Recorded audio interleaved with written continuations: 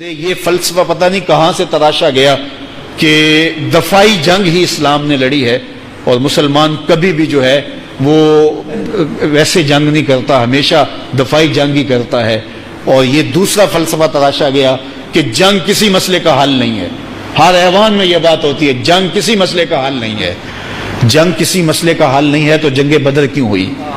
اگر جنگ کسی مسئلے کا حل نہیں ہے تو جنگ تبوک اور حنین اور دیگر جنگیں کیوں ہوئیں؟ مسائل جنگوں سے حل ہوتے ہیں جب آپ کے سامنے والا دلیل اور منطق کی بات سمجھتا ہو تو پھر اس سے دلیل اور منطق سے بات کریں تو وہ آپ کی بات سمجھے گا، پھر افہام و تفہیم سے مسائل ہوں گے۔ لیکن جب آپ کے سامنے درندہ ہو، آپ کے سامنے جو ہے وہ پھنکارتا ہوا اژدہا ہو اور آپ کے سامنے چیر پھاڑ کرنے والا موذی ہو تو پھر آپ کہیں کہ نہیں، اس سے مذاکرات ہوں گے تو مسئلہ حل ہوگا۔ جنگ سے کوئی مسئلہ حل نہیں ہوگا، اس کا منہ توڑنا ہوگا، اس کے جبڑے توڑنے ہوں گے تو پھر جو ہے وہ مسئلہ حل ہوگا۔ تو یہ فلسفہ تراش کر کے کہ جنگ کسی مسئلے کا حل نہیں ہے، یہ خود ساختہ فلسفہ ہے۔ جنگ بہت سارے مسئلوں کا حل ہے۔ جب برہمنوں کی تحریک چلی تو رشی نے فاقے کاٹنے شروع کر دیے اور کہا کہ میں ان کی تحریک کو یوں دبا لوں گا، لیکن کیا ہوا؟ سوائے ہزیمت کے اور کچھ نہ ہوا۔ اس کے فاقوں سے کوئی مطلب حاصل نہیں ہوا۔ تو اقبال نے کہا تھا، رشی کے فاقوں سے ٹوٹا نہ برہمن کا طلسم، رشی کے فاقوں سے ٹوٹا نہ برہمن کا طلسم، آسان ہو تو کلیمی ہے کار بے بنیاد۔ حضرت عیسیٰ اگر حضرت موسیٰ اللہ کے کلیم تھے، کتنا بڑا اعزاز ہے، لیکن جس نے فرعون کے فخر کو توڑا، جادوگروں کے سر کو توڑا، وہ عصا تھا۔ یہ بات ذہن میں رکھیے گا۔ منطق اور دلیل، بات چیت اور صلح کے پیغام کے حوالے سے اور اپنی بات کو دلائل سے برہن کرنے کے حوالے سے پیغمبر آخر زمان سے بہتر کون تھا؟ میرے اور آپ کے آقا مولا نے ارشاد فرمایا، انا افصح العرب، بات کرنے کا جو ڈھب میں جانتا ہوں وہ کوئی نہیں جانتا۔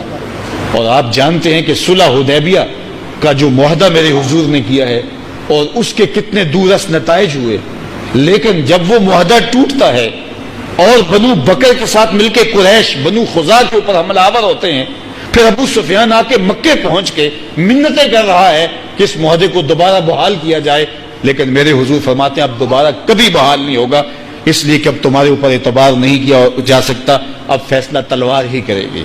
اور میرے اور آپ کے آقا مولا 10,000 صحابہ کو لے کر آئے اور فتح مکہ کا منظرنامہ سامنے آیا۔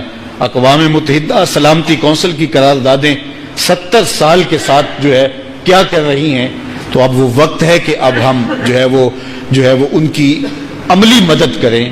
ہم یا پھر ان کو کہہ دیں کہ ہم آپ کی مدد نہیں کر سکتے، آپ انڈیا کے ساتھ کچھ کر لیں، اپنی جانیں تو بچائیں، یا پھر ان کو کہیں کہ آپ ہماری جانب ہجرت کر لیں تاکہ آپ کی جانیں تو بچیں۔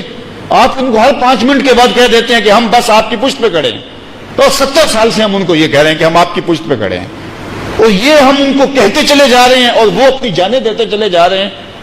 تو ہمیں کچھ سوچنا ہوگا کہ ہم اگر ان کی پشت پہ کھڑے ہیں تو پھر عملاً ان کی پشت پہ کھڑے۔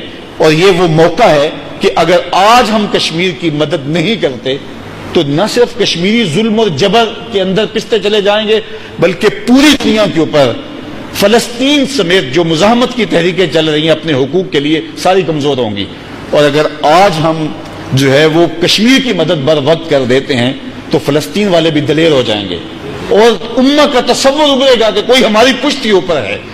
تو یہ ایک سعادت بڑا موقع ہے۔ اگر ہم یہ سعادت اپنے حصے میں لینا چاہیں تو ہمیں جو ہے وہ اللہ کی خاص رحمتیں نصیب ہوں گی، اور اگر ہم یہ سعادتیں اپنے حصے میں نہ لینا چاہیں تو تاریخ ہمیں کبھی بھی معاف نہیں کرے گی۔